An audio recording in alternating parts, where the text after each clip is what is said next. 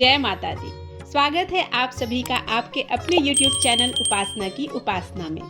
चैत्र कृष्ण की दशमी के दिन महिलाएं दशा माता का व्रत करती हैं। दशा माता व्रत वह व्रत है जिसको करने से घर की दशा ठीक होने लगती है। मनुष्य की जब स्थिति ठीक नहीं होती है तब उसके कोई भी कार्य उसके अनुकूल नहीं होते हैं और जब यह प्रतिकूल होती है तब मनुष्य बहुत ही ज्यादा परेशान होता है। इन्हीं परेशानियों से निजात पाने के लिए इस व्रत को करने की मान्यता है। दशा माता पूजन की विधि इस प्रकार से है। दीवार पर स्वास्तिक बनाएं, मेहंदी अथवा सिंदूर से वहीं 10 बिंदियां अंगुली से बना देना है। पूजा सामग्री में रोली, मौली, सुपारी, चावल, दीप, नैवेद्य, धूप, अगरबत्ती लें। इस दिन महिलाएं कच्चे सूत का डोरा लाकर डोरे की कहानी कहती हैं। इसके लिए सूत का बना श्वेत धागा लेना है, उसमें गांठ लगा लें। इसके बाद उसे हल्दी से रंग लें। इस धागे को दशा माता की बेल कहते हैं। इसकी पूजा भी साथ में ही करना है। डोरे में 10 गांठ लगाकर गले में बांध लें। इसे फिर पूरे साल कभी नहीं उतारते हैं। अगले वर्ष जब पुनः पूजा करें तब इसे उतारकर नए धागे की पूजा करके उस नए धागे को अपने गले में धारण कर लें। महिलाएं पीपल की पूजा कर 10 बार पीपल की परिक्रमा करती हैं। उस पर सूत लपेटती हैं। नियमानुसार दशा माता की पूजा और अर्चना करने से दशा माता की कृपा प्राप्त होती है। घर में सुख, शांति व समृद्धि आती है। इस दिन कच्चे सूत का 10 तार का डोरा पीपल की पूजा में अर्पित किया जाता है। सुहागिन महिलाएं इस डोरी की पूजा के बाद पूजा स्थल पर नल दमयंती की कथा सुनती हैं। इसके बाद महिलाएं अपने घरों पर हल्दी और कुमकुम के छापे लगाती हैं। इस दिन एक ही बार अन्न ग्रहण किया जाता है, जिससे एक ही प्रकार के अन्न का प्रयोग किया जाता है। भोजन में नमक का प्रयोग पूर्ण रूप से वर्जित माना जाता है। इस दिन प्रयोग किए जाने वाले अन्न में गेहूं का प्रयोग विशेष तौर पर किया जाता है। इस दिन घर की साफ सफाई के लिए झाड़ू खरीदने का विधान है। दशा माता व्रत जीवन भर किया जाता है। इस व्रत का उद्यापन नहीं किया जाता है। दशा माता व्रत में 10 कहानियां पढ़ी जाती हैं। आज पहले दिन की कहानी में एक राजा था, उसकी 2 रानियां थी। बड़ी रानी के संतान नहीं थी, छोटी रानी के पुत्र था। राजा छोटी रानी और राजकुमार को बहुत प्यार करता था। बड़ी रानी छोटी रानी से ईर्ष्या करने लगी। बड़ी रानी राजकुमार के प्राण हर लेना चाहती थी। एक दिन राजकुमार खेलता खेलता बड़ी रानी के चौक में चला गया।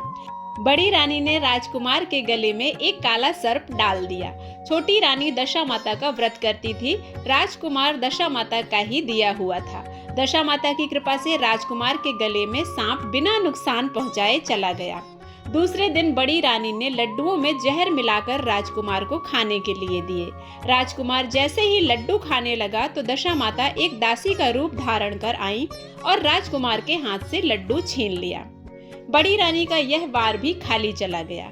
रानी को बड़ी चिंता हुई कि किसी भी तरह से राजकुमार को मारना है। तीसरे दिन जब राजकुमार फिर बड़ी रानी के आंगन में खेलने गया तो रानी ने उसे पकड़कर गहरे कुएं में धकेल दिया। चूंकि कुआं बड़ी रानी के आंगन में बना था, इसलिए किसी को भी पता नहीं चला कि राजकुमार कहाँ गया। लेकिन जैसे ही बड़ी रानी ने राजकुमार को कुएं में धकेला तो दशा माता ने उसे खींचकर बाहर निकाल लिया। इधर दोपहर हो जाने पर राजकुमार के न लौटने पर राजा व छोटी रानी को चिंता सताने लगी। दशा माता को भी इस बात की चिंता हुई राजकुमार को उसके माता पिता के पास किस प्रकार पहुंचाया जाए। राजकुमार को तलाश करने वाले कर्मचारी निराश होकर बैठ गए। राजा व छोटी रानी पुत्र शोक में रोने लगे। तब दशा माता ने भिखारी का रूप धारण किया और राजकुमार को गले से लगाए राजद्वार पर पहुंची।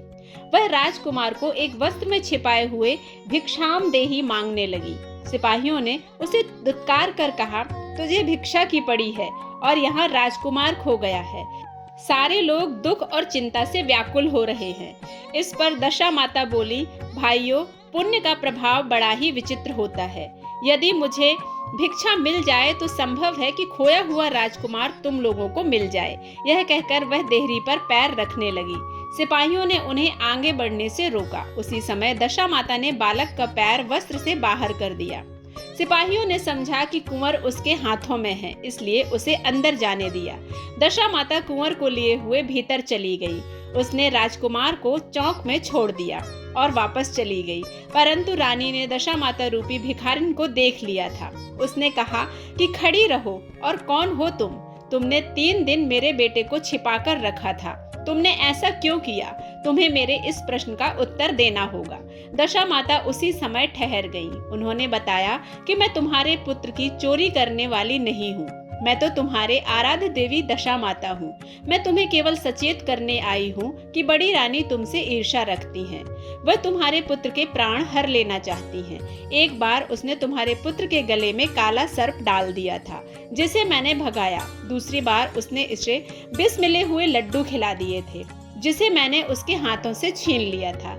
इस बार उसने तुम्हारे राजकुमार को अपने आंगन के कुएं में धकेल दिया था और मैंने इसे बीच में ही रोककर रक्षा की थी इसकी। इस समय मैं भिखारिन के वेश में तुम्हें सचेत करने आई हूँ।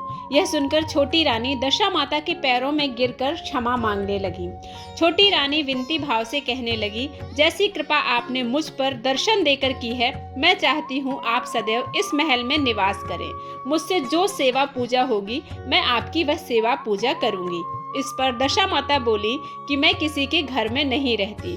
जो श्रद्धा पूर्वक मेरा ध्यान स्मरण करता है, मैं उसी के हृदय में निवास करती हूँ। मैंने तुम्हें साक्षात दर्शन दिए हैं, इसलिए तुम सुहागिनों को बुलाकर उन्हें यथाविधि आदर सत्कार के साथ भोजन कराओ और नगर में ढिंढोरा पिटवा दो कि सभी लोग मेरा डोरा ले और व्रत करें।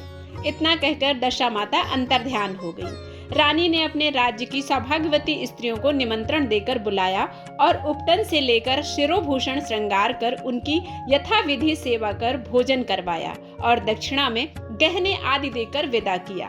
रानी ने अपने राज्य में ढिंढोरा पिटवा दिया कि अब से सब लोग दशा माता का डोरा लिया करेंगे। इस प्रकार से पहली कथा समाप्त होती है। मिलते हैं दूसरी कथा के साथ। यदि आपको यह वीडियो पसंद आता है तो आप इसे लाइक करें, शेयर करें और सब्सक्राइब करना बिल्कुल ना भूलें। मिलते हैं अगले वीडियो में, तब तक के लिए जय मां अम्बे।